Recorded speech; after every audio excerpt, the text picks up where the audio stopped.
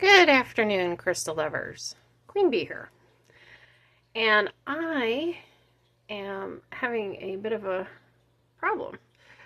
My windowsill is getting too small for my collection of little tiny crystals.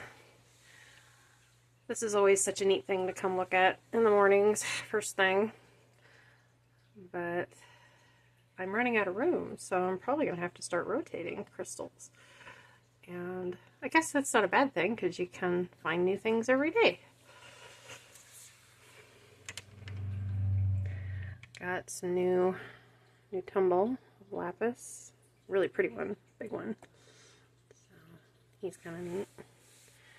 And my happy little pyrite hippo right here. He's so cute. And my pink opal kitty, sleepy kitty. Just all kinds of neat things. And this one's a neat one. Little fluorite kitty. So cute. And a piece of malachite. Really pretty piece.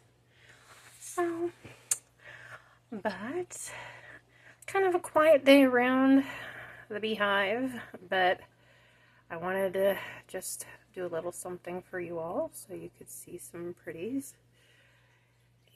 And I show off my new pretties. So,